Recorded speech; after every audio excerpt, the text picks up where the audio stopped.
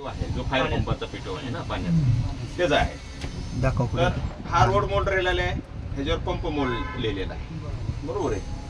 पुन्हा काय केलेलं आपण, हा जसा ह्या न्यूमॅटिक आहे तिथं मेकॅनिकल पण एक दिलेला आहे, पण हे काहीच करत नाही सध्या. बघा हे असं आहे, लूज आहे.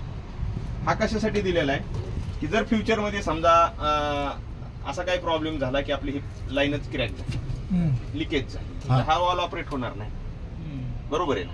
मग आता तुम्ही म्हणाल समजा इथून लाईन खराब झाली किंवा हा वॉल खराब झाला तर एअर डाऊन होत राहणार गाडीची, मग गाडी रोडवर चालेल का? चालते. त्या केसमध्ये काय करावं लागतं आपल्याला, खाली जाऊन जी एअर टँक आहे तिथे एक वॉल दिलेला आहे ह्यांना येणारा, तो वॉल बंद करायचा. वॉल बंद केला की काय होतं, ह्याला येणारी एअर, आपल्या लाईट मास्कला जाणारी एअर सगळी बंद होती. मग तुम्ही तुमची गाडी मध्ये एअर भरणार आणि तुम्ही गाडी चालवू शकता. लक्षात आलं का?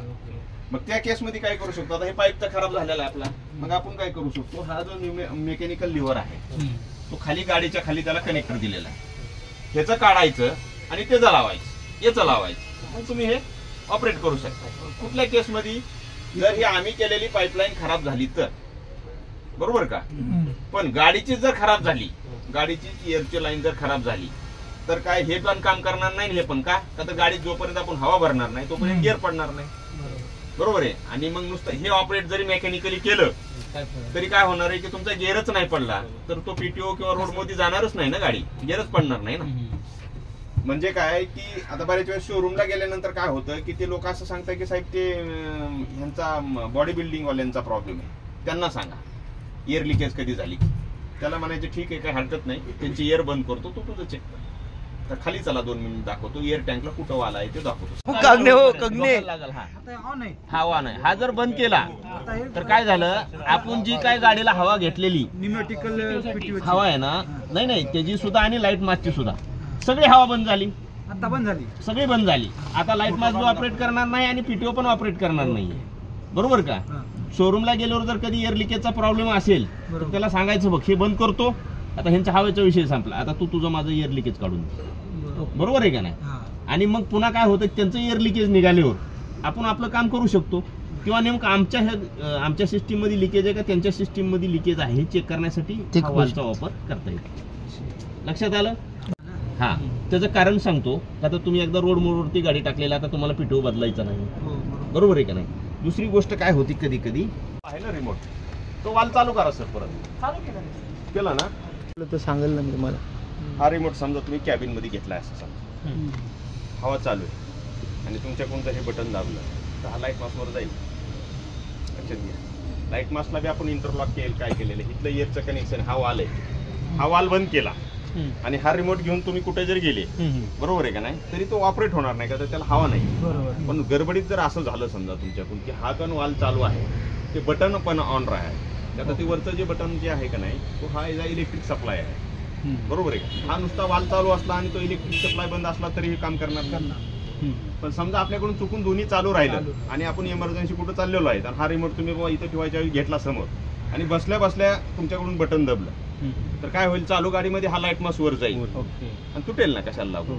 म्हणून काय की एक सेफ्टी म्हणून आपण वाल बंद केला खालचा तरी चालतो ना, रिमोट इथंच राहू द्या ना, फक्त ही खात्री करायची की हे वाल बंद आहे का, त्याचं बटन बंद आहे का, बरोबर आहे का. ही ह्याची एकदम महत्वाचं, इच्छेपेक्षा त्यांची नक्कीच मजबूत असती.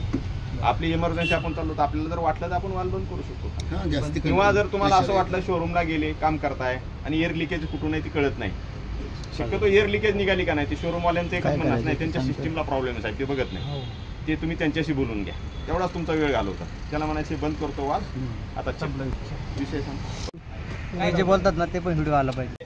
ते पीटीओ वगैरे कसं टाकायचं जनरल तुम्हाला माहितीच आहे, मी ते टाकून दाखवतो. आता दुसरी काळजी काय, ती एक झाली आपली एअरची, हा नेहमी कॉमनली येणारा प्रॉब्लेम. आता दुसरं काय इथं आम्ही लिहिलेलं आहे, पण ही काय टेम्पररी आहे. काय लिहिलंय, काम झाल्यानंतर साईड पीटीओ काढल्याची खात्री करा. म्हणजे ह्याचा अर्थ नाही, दोन्ही नाही, लक्षात घ्या, कन्फ्युजन नका होऊ. आता ही तर गाडी कसं आहे, जोपर्यंत तुम्ही रोड मोरवरती टाकणार नाही तोपर्यंत तर गाडी पुढे जाणारच नाही ना.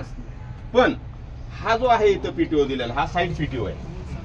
हा जर हे बघा आता ऑन केलाय, पण जेव्हा तुमची गाडी रोडवर असेल तेव्हा हा साईड पीटीओ ना ऑफच काय होईल, आपली हायड्रोलिक सिस्टीम जी आहे म्हणजे साईड पीटीओ तो चालू होईल आणि साईड पीटीओ चालू झाल्यामुळे काय होणार आहे की तो काय करणार, तुमच्या गाडीची पॉवर आहे त्यातली साधारणतः 25 ते 30% पॉवर तो खात राहतो. त्याच्यामुळे तुमचा पिकअप घेणार नाही गाडी किंवा लोडवर आल्यासारखी वाटेल. पण समजा नवीन ड्रायव्हर असेल तर त्याच्या लक्षात येणार नाही. बरं, ते समजा नाही लक्षात आलं त्यांनी, आणि दुसरं काय होणार की जेव्हा जेव्हा तो गिअर बदलेल तेव्हा तेव्हा तो साईड पिटोचे दात खराब करेल. म्हणून खात्री काय करायची, ऑन नसला पाहिजे. आता इथं उभा असताना हे बघा, इथं उभा असताना हा टाकायचा जरी असेल, जरी गाडी उभा असेल तरी हा टाकायचा असताना हा क्लच दाबायचा बरं का, डायरेक्ट कधीच ऑन ऑफ करायचं नाही बसले बसले. बरोबर आहे का, हा क्लच दाबून तुम्ही ऑन करू शकता. आता काय होणार आहे, हा फक्त एंगेज होऊन बसणार आहे, काहीच होणार नाही त्याला. लक्षात आलं का तुमच्या? पण जेव्हा रोडवर तर तेव्हा तो प्रॉब्लेम येणार. बरोबर आहे का? मग तुम्ही म्हणाल की साहेब आता समजा आम्हाला ऍट ए टाइम दोन्ही पीटीओ चालू करायचे.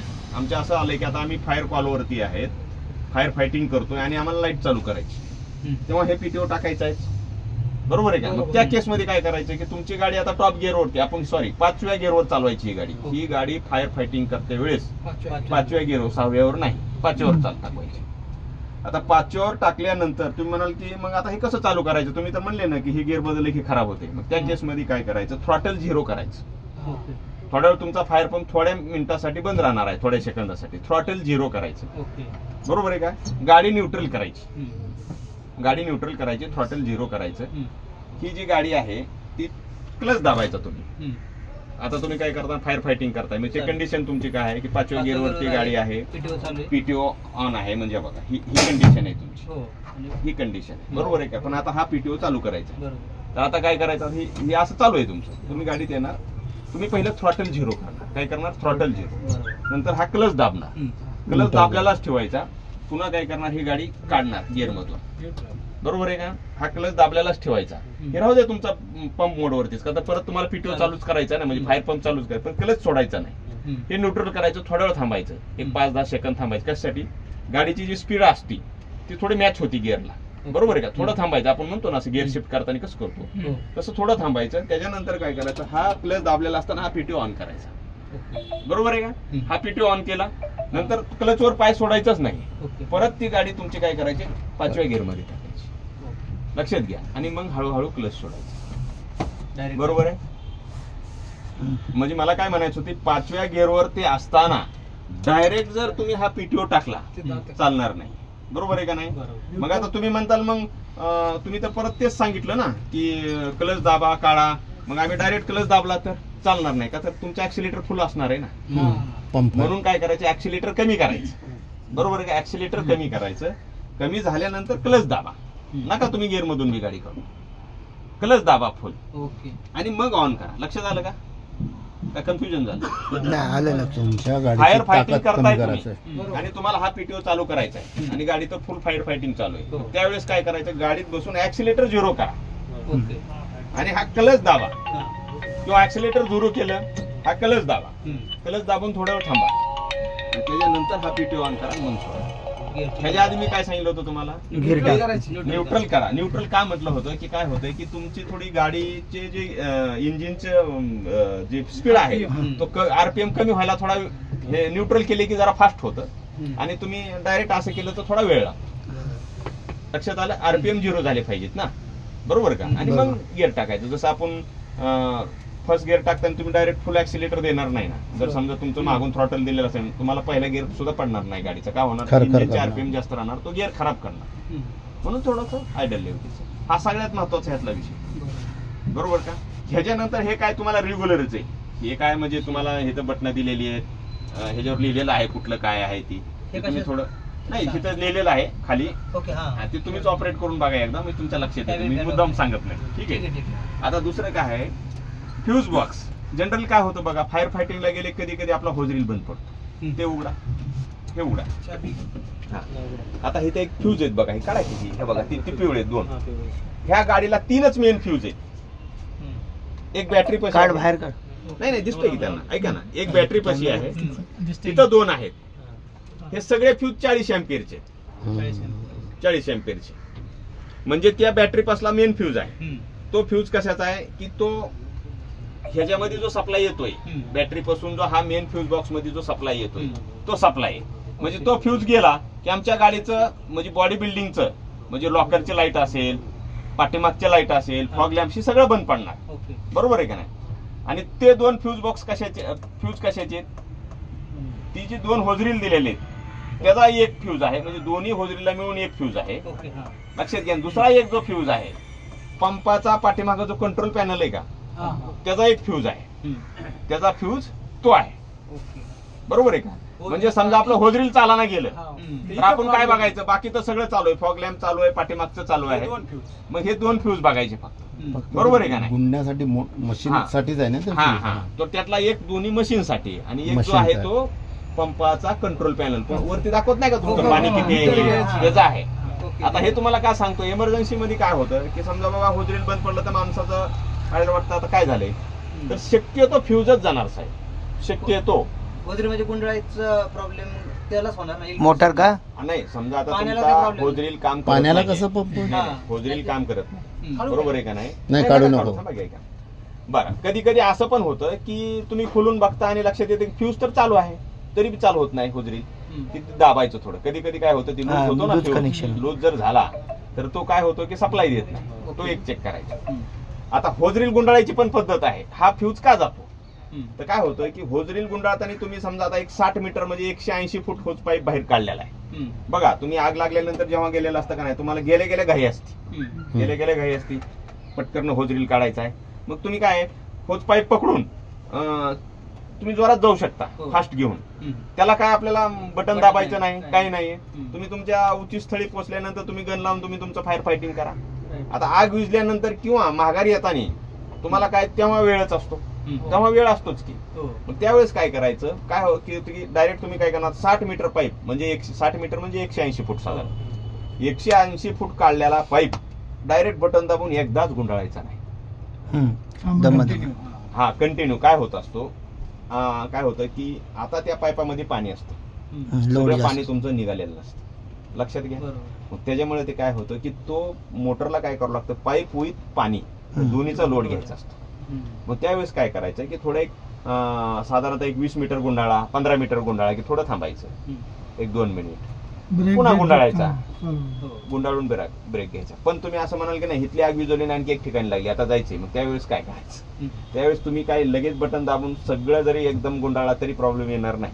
पण त्यांनी काय होईल, तुमच्या मोटरची लाईफ कमी मिळेल तुम्हाला. आमची तर 1-2 वर्षाची वॉरंटी निघून जाईल.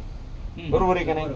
म्हणजे आपल्या मोटर सारखंच 2 माणसं तर आरामशीर जातात म्हणून सांगतात, पण तिघं बसल्याने कुठं काय प्रॉब्लेम येतो लगेच. त्यांची 1 वर्षाची वॉरंटी असते तोवर तर येत नाही, पण पुन्हा 1-2 वर्षांनी तुमचे शॉक अब्सर, तुमच्या कंबर दुखायला सुरुवात होणे. हे कशामुळे होतं की 3 माणसं बसवल्यामुळे. लगेच तुम्ही 3 बसवले मोटरसायकल तर चालूच आहे की, पण हा फ्युचर मध्ये प्रॉब्लेम येणार तुमची. लक्षात आले का? म्हणून ते होजरील गुंडाळतात ती एक काळजी घ्यायची. बरोबर आहे का? आता त्या केसमध्ये कधी कधी काय करू शकता तुम्ही की बाबा आपल्या आहे त्या हँडलचा पण वापर करू शकता. आता समजा तुम्ही म्हणले नाही साहेब घाई आहे, तर तुम्ही काय करू शकता की थोडा एक 10-15 मीटर आपला पाईपाने गुंडाळायचा बटननी, आणि पुन्हा थोडा एक 10 मीटर हँडलने गुंडाळायचा, पुन्हा होजरीलचं बटन दाबून पुन्हा गुंडाळायचं. म्हणजे असं करायचं. म्हणजे बाकीचे आतले जे ह्या लाईटी आहेत, लॉकर मधल्या लाईटी आहेत, फॉग लॅम्प आहेत, पाठीमागचा आपला स्पॉट लाईट आहे, हे जे सगळ्याची दिलेली इथं फ्यूज असतात. आणि ह्याच्यात काही नाहीये, तुम्ही एक फ्यूज काढून बघायचा, टाकायचा, आणि जनरल मार्केटमध्ये मिळतात. कुठल्याही ऑटोमोबाईल मध्ये दुकानामध्ये हा फ्यूज काढून गेला की मिळून जातो. त्याच्यामध्ये कसं आहे 10 एम्पियर 15 एम्पियर एवढेच असतात. ठीक आहे, त्याच ते काढून बघायचा. बरोबर, त्याच्यावर लिहिलेलं असतं व्यवस्थित. बरोबर, त्या एम्पियरचा फ्यूज आणून लावायचा. आणि ते काही स्वस्त असतात, फार महाग नसतात. ठीक आहे, मी आणलेली गाडीत तुम्हाला 1-2-3 स्पेअरला मी देऊन जातो, पण ती काही स्वस्त आहेत, असं काही कॉस्टली नाही. बरं, त्याचा काय कोणता, हा आता हे जे आहे का नाही, हे चेशीच्या रिलेटेडची जी एक ट्रेनिंग आहे ती तुम्हाला चेशीवाली येऊन देते. म्हणजे हे काय, ह्यांचं काय म्हणणं आहे की जेव्हा तुमची चढावर गाडी असते, जेव्हा तुम्हाला कंटिन्युअस चढ आहे, हा, तर त्याचे जे ट्रेनिंग आहे ते चेशीज वाले तुम्हाला येऊन सेपरेट देतील. तो आमचा पार्ट बरोबर आहे, ते त्यांना देताल. आपण एक जनरल सांगतो, ह्यांनी इथं सिम्बॉल दिसतोय ना, बरोबर आहे का? हे तुमचं एकदम चालायला हेवी असेल, मिडियम असेल, हे त्यांनी सिम्बॉल दिलेला आहे, लाईट असेल. पण आता ह्याच्याबद्दल आहे ना, मी सांगण्यापेक्षा इग्निशन चालू केल्याशिवाय पडत नाहीत, लिहिले त्यांनी. हो हो, इग्निशन म्हणजे गाडी चालू असताना लाईट लाल दाखवतं म्हणजे आपल्याला असं वाटतं का काहीतरी चालू आहे. नाही नाही नाही, जसं काय असं चालू असतं. इथं दिले त्यांनी इथं दिलेलं आहे. पण काय आहे की हे जी ह्याच्याबद्दलची जी ट्रेनिंग आहे, आता ह्याला कसं ऍडब्ल्यू टँक आहे, बरोबर आहे का नाही? आता ह्या 2 बटनाचं फंक्शन आहे, महत्वाचं आहे, ते काय माहिती, बरोबर आहे का नाही?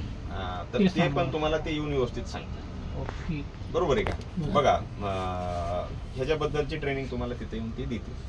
आता आपल्या कॅबिन मधला तुम्हाला काय डाऊट आहे का? हे सगळं तुम्ही चालू करून स्वतःच बघायचं नाही, हे बटन दाबून तुम्हीच बघायचं. हे काही मी सांगायचा विषय नाही. तो काही मोठा विषय नाही. हा विषय म्हणजे कसा आहे, हे बटन लेफ्ट हँड लॉकर आहे, राईट हँड कुठे लिहिलेलं आहे तिथे आणि चालू आहे का बंद आहे हे तुम्हाला कळत लाईट आहे ना, ठीक आहे. तिथे लेफ्ट हँड लिहिलेलं आहे, LH लॉकर लाईट. हा सोडून द्या ना, हा विषय ते येऊन सांगतील तुम्हाला काय लगेच त्याच्या सांग. आता हे पोराव हे सगळं चालू करून बघा, हे कॅमेरा चालू करून बघा, मॉनिटर दाखवतो की आम्ही तुम्हाला. चालू कर की ते नंतर झाले बघा बरं तुम्ही. गाडी चालू करून चला एक जण दोन जण उतरा तुम्ही आणि चालू करून काय होत नाही, बंद इथंच कर, आहे. बंद कर. तुम्ही बंद कर, स्वतः चालू व्हिडिओ. करून सगळं चेक करून घ्या. बटन आहे, नाही थांबा, इथं एक बटन आहे, कट ऑफ स्विच म्हणजे हे कट ऑफ स्विच आहे. आता हे बंद झालं. हे कट ऑफ स्विच म्हणजे काय होणार आहे की तुमचा बॅटरी पासून जो सप्लाय जाणार आहे गाडीच्या हार्नेसला, म्हणजे चेशीच्या हार्नेसला जाणारा बॅटरी पासूनचा सप्लाय ही कट ऑफ बंद केलं की चालू केलं की चालू होणार, हे असं केलं की बंद होणार. आता हे कशासाठी दिलेलं आहे? कधी समजा मला कुठेतरी वॉशरूमला जायचं, त्या कंडिशन मध्ये काय की रस्त्यावर एखाद्याने चालू मारून यायची हवी अशी कंडिशन आली, तर हे काय तुम्ही बंद करून जर गेले तर तुमचा येणारा सहकारी काय त्यावेळेस बसेल, त्या लक्षात येईल कट ऑफ स्विच बंद आहे, ते चालू करेल. बरोबर का? ही पण कंडिशन आहे. लॅम्पचं, आपलं लॉकरचं, पाठीमागच्या सर्च लाईटचं, फॉग लॅम्पचं, म्हणजे चेशीचं वायरिंग वेगळं असतं, लक्षात घ्या. चेशीचं वायरिंग म्हणजे काय आहे की तुमच्या गाडीच्या इग्निशन पासूनचं जे काय वायरिंग आहे, पुढच्या हेडलाईट वगैरे, ही चेशीचं वायरिंग झालं. आम्ही जी बॉडी बिल्डिंग केल्यानंतर आम्ही फॅन लावलेले आहेत, लॉकरमध्ये लाईट लावलेले आहेत, पाठीमागे सर्च लाईट लावलेली आहे, वर्क लाईट म्हणा तुम्ही, पंपापाशी, किंवा पुढे फॉग लॅम्प लावलेले आहेत. तर ह्याच्यामध्ये जर काय कुठं शॉर्ट सर्किट झालं तर हे बटन बंद केलं, कुठलीही लाईट लागणार नाही, समोर बटन दाबले तरी नाही लागणार. आता काहीच होणार नाही. आता ह्याच्यामध्ये हे बंद होणार. लाईट बंद. आता तुम्ही लॉंग रूटला चालले, तुम्हाला असं वाटलं बाबा तिथं बसल्या कुणी कॅबिन मध्ये एखाद्याने बटन दाबलं तर लॉकरची लाईट चालू राहील, असं होतं ना हे बरं. आपण हे नुसतं बंद ठेवलं ना सर, विषय संपला. बरोबर आहे का? किंवा तुम्हाला असं वाटलं की नाही साहेब इथं वायरिंग मध्ये धूर निघतोय, मग हे चालू ठेवलं तर माझ्या गाडीला काय होईल, तुम्ही येऊन फक्त हे बटन बंद करा. का हे बटन का दिले? ते बटन बंद केलं तर तुमची गाडी चालणार नाही. त्यासाठी काय केलं, हे एक बटन दिलं, हे बटन बंद करा, तुमचं बाकीचे सगळे आम्ही केलेले कामाच्या सगळ्या लाईटी हायटेक बंद होईल. ते आम्हाला कॉल करा, नंतर तुमचा पंप आला तर त्याला फक्त काय हे असं प्रेस केलं की लॉक होतं ते.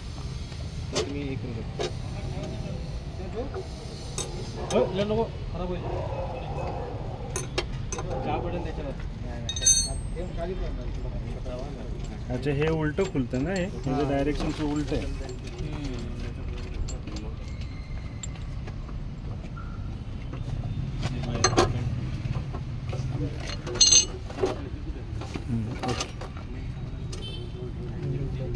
पाणी प्यायला गेलेत.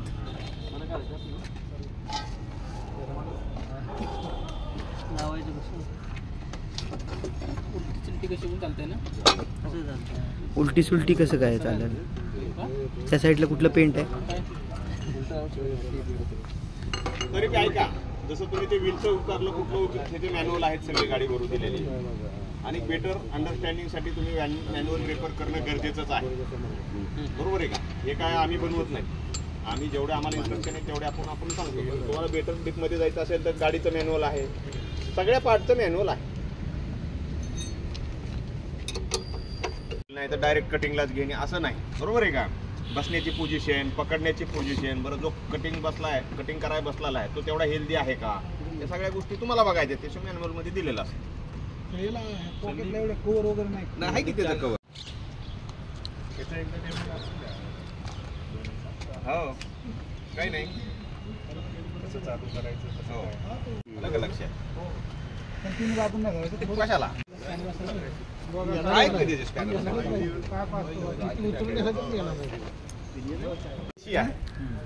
लाईट मास्कचा जो आहे की नाही, लाईट मास्क खालीवर कशावर होतो, डीसी सप्लायवर होतो. डीसी सप्लायवरती लाईट मास्क खालीवर होतो, पण वरच्या जे त्याच्या लाईट लागणार आहेत त्या एसी आहेत. बरोबर, एसी लाईट आहेत 220 वोल्ट. त्याच्यामुळे तुम्हाला जनरेटर चालूच करावं. लॅम्प तुमचा खालीवर फक्त होईल, फिरेल पण रोटेट होईल, पण ते दिवे लागणार नाहीत ना त्यासाठी हा जनरेटर चालूच करा होतात ना, तो डीसी आहे. बरोबर, लक्षात घ्या. म्हणजे तुम्ही जनरेटर जरी नाही चालू केलं, गाडीत हवा असेल, गाडीला चावी मारली तर काय होणार आहे, तुमचा खालीवर होणार, फिरणार, रोटेट सगळं होणार, पण लाईट लागणार नाही. येस. म्हणजे हा ऐका, आता हा जो आहे तो तिथे काय लिहिलेलं, ऑइल ग्रेड लिहिलेले आम्ही 68 नंबर आणि कॅपॅसिटी साधारणतः 57 लिटर. बरोबर आहे का? ही कशासाठी आहे? हे जे आपण गाडीला साईड पीटीओ जो लावलेला आहे तो कशासाठी लावलेला आहे? तो लावलेला आहे जनरेटरसाठी. जनरेटरमधून इलेक्ट्रिसिटी डेव्हलप व्हावं म्हणून, जनरेट व्हावे म्हणून. मग आपण साईड पीटीओवर काय केलेला असतो? एक हायड्रोलिक पंप लावलेला असतो. साईड पीटीओवरती एक हायड्रोलिक पंप आहे. हायड्रोलिक पंप काय करतो? ह्या जनरेटरला चालू करतो. या इकडे हायड्रोलिक पाईप आलेले आहेत बघा. जनरेटर कसा ऑपरेट होतो? हा हायड्रोलिक जनरेटर आहे. म्हणून आपण काय केलेलं आहे, गाडीचा साईड पीटीओवरती, साईड पीटीओच्या नंतर एक हायड्रोलिक पंप लावलेला आहे. तो पंप काय करणार आहे? हायड्रोलिक पॉवर जनरेट करणार आहे. ती जनरेट केलेली पॉवर आपण होसच्या थ्रू ह्या जनरेटरला देतो. ज्याला तेवढी पॉवर मिळाली काय होतं? जनरेटर काय करतो? इलेक्ट्रिसिटी जनरेट करतोय. असं म्हणून साईड पीटीओची गरज आहे. म्हणजे हा आणि बॉक्स तो जे ऑइल आहे तो त्या साईड पीटीओच्या जो पंप लावलेला हायड्रोलिक त्याला ते ऑइल लागतं ना, बरोबर, सर्क्युलेट करावं लागेल ना. बरोबर आहे का नाही? म्हणजे ऑइल जाणार आहे आणि रिटर्न पण येणार आहे. म्हणून चालू केल्यानंतर ह्याची लेवल थोडीशी, आता फक्त कसं आहे, आता आपण एकदा ऑपरेट केला की सगळ्या होजमध्ये ऑइल जाऊन बसलेला आहे. आता कमी व्हायचा काहीच विषय नाही. ही ऑइल एवढी मेंटेन करायची. आता तुम्ही म्हणाल समजा कमी झालं तर काय होतं की जे काय जास्त ऑइल असेल तर लवकर गरम होणार नाही. ऑइलची लेवल जास्त कमी झाली तर काय होईल? ऑपरेट होईल, पण काय होईल की गरम होईल ऑइल. असं लक्षात आलं का? म्हणून ऑइल लेवल मेंटेन करणं गरजेचं आहे.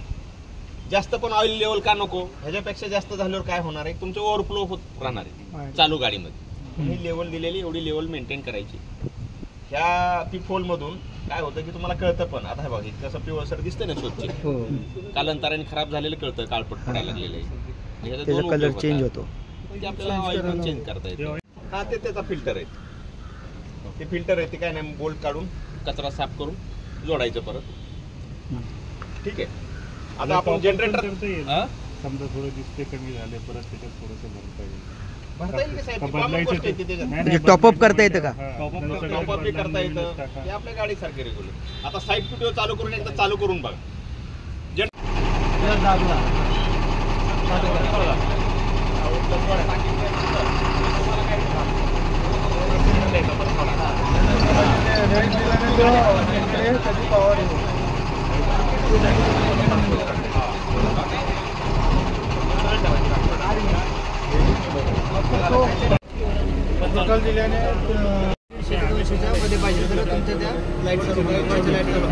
म्हणजे ते काढू शकतो ना, काढू शकतो. चार्जिंग पॉईंट आहे वाटतं त्याचा. किती त्याचं रेंज किती आहे? घरी जाऊन करू शकते? नाही इथंच आहे घर. इथंच बिल्डिंग मध्ये. काय मी रिटायर वरतो ती गाडी पण येईल. पहिला पण सांगा आता. वॉल बंद आहे, पण बंद आहे. वॉल चालू करायचा, पहिला वॉल चालू कर. चालू करायचं. ओके. 2 सेकंद लॉंग प्रेस थोडंसं. चालू झालं. हां. रिमोट चालू झाल्यानंतर ना आपल्याला लाईट मध्ये चालू करायचं आहे. हे बटन वर घ्यायचं आहे. दाबून ठेवायचं. हां, दाबून करायचं. लाईट नाही लागली वरची. चालू केलं का?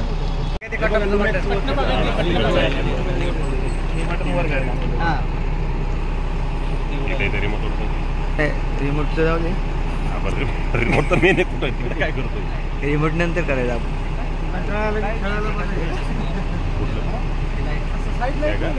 बऱ्याच ठिकाणी सर ते काय वरती आहे खालती आहे.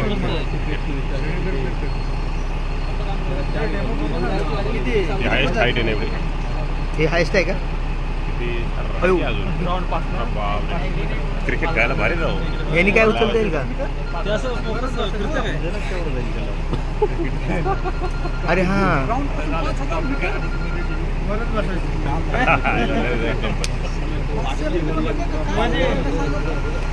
झालं काय? वा वा वा वा वा.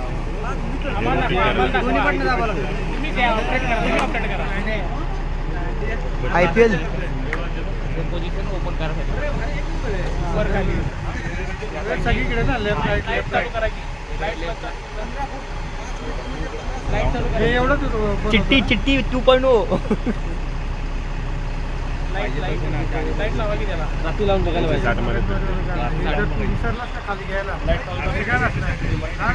लाईट लावा लाईट. सगळे लावा चारीच्या चारी. हा त्याचा मोड चेंज करा ना.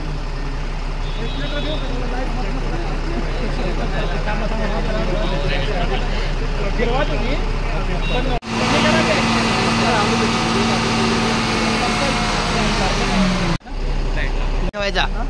हा हरवला तर हरवला तर वरची लाईट चालू होणार नाही. समजलं? आलं का लक्षात? आलं का लक्षात?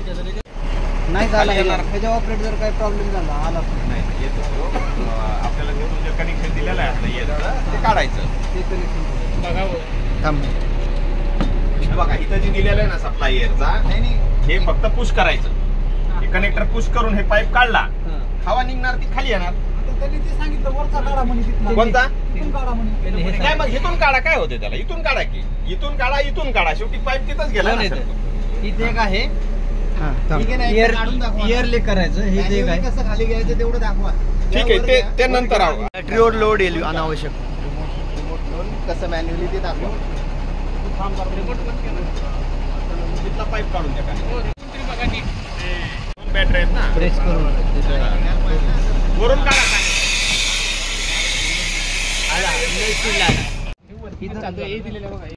फरक ऍक्सिलेटर कमी जास्त केलं ना आता ऍक्सिलेटर देऊन ठेवलेले ते गाडी बंद नाही होणार. लक्षात घ्या. पण ऍक्सिलेटर 0 आहे त्या कंडिशनला थोड्या वेळानंतर ती गाडी बंद होणार. विदाउट गिअर झिरो हँडलिंग मध्ये जर गाडी हा, yes. पिरियड मध्ये जर मुवमेंट नाही झाली तर बंद होणार.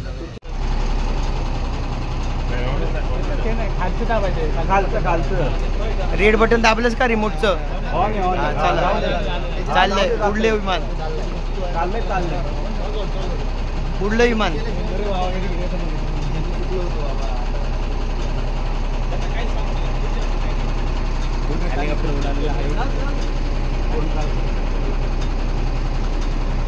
आता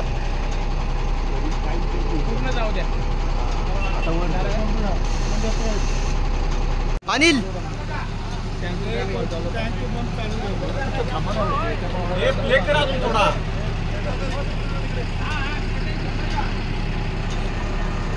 खोलायचं का प्ले राहू थोडा.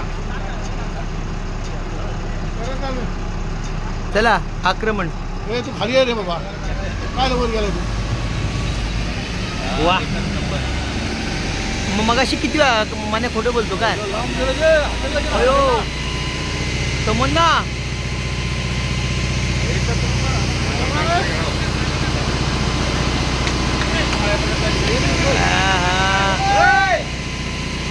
बस काय आता करतो.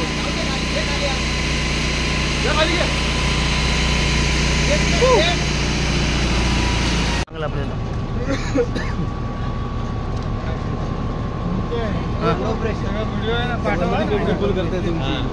असू दे रे. सांग हे म्हणे सांग. हा सांग तू पटकन रेकॉर्ड करतोय. हा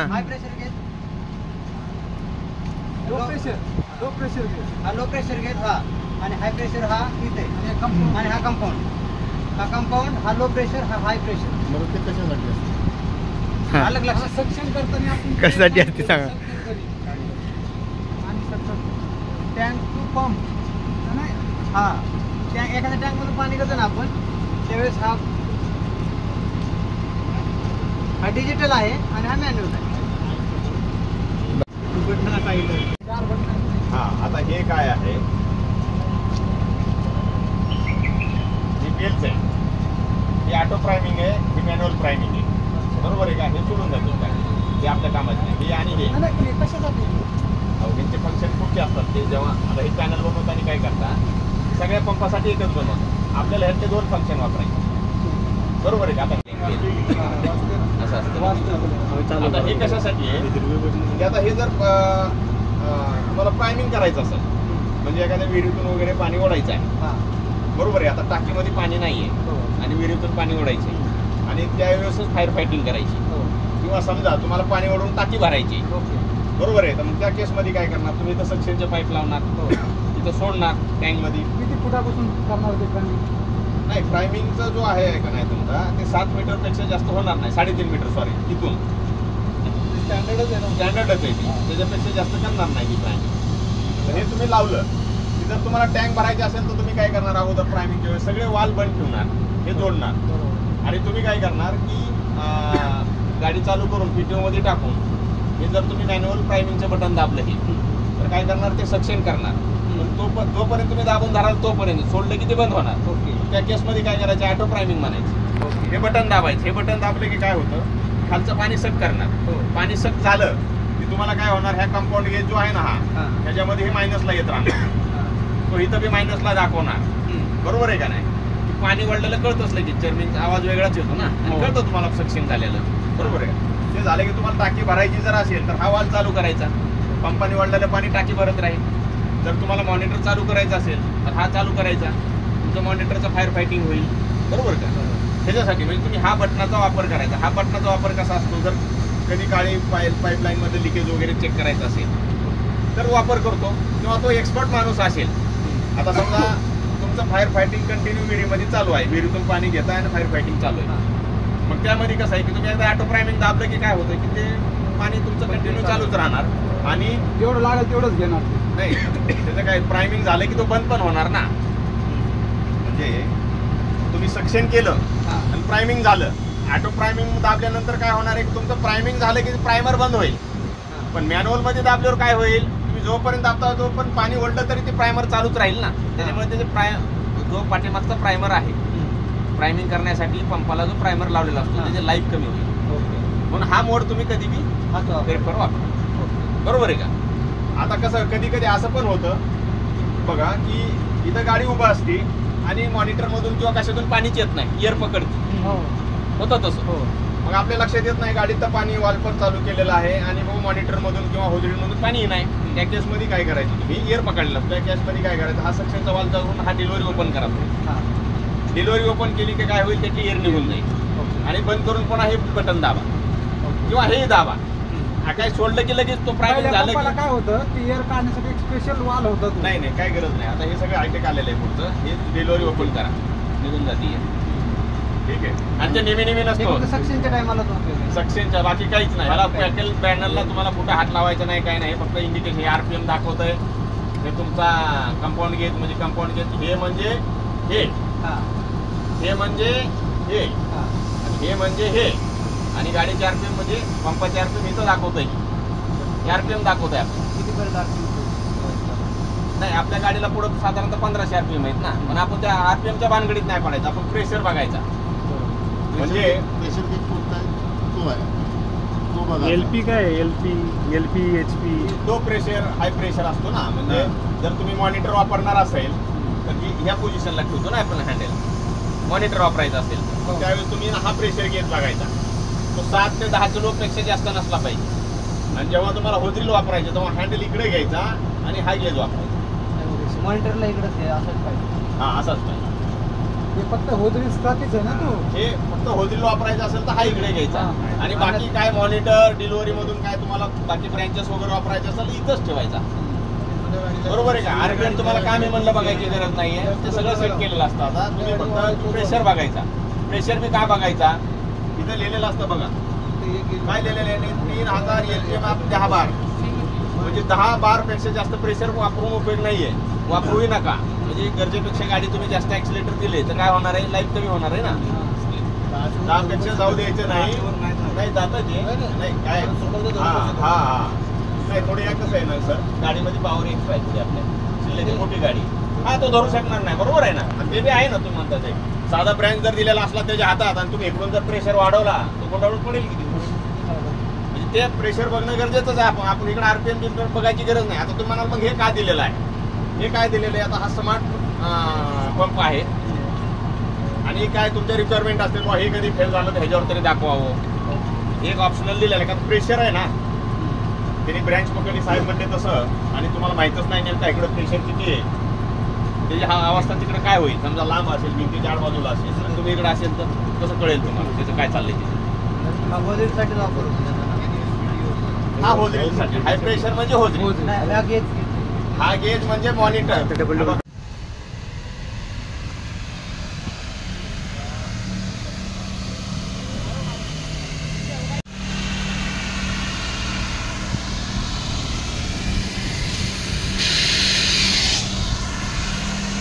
हा कर कर कर कर स्प्रे कर.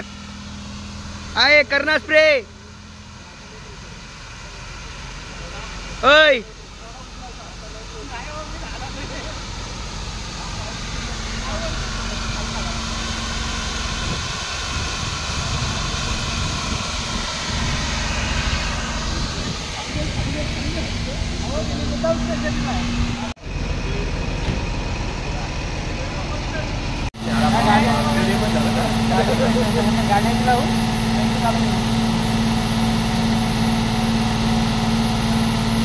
जमलं का ठीक आहे ओम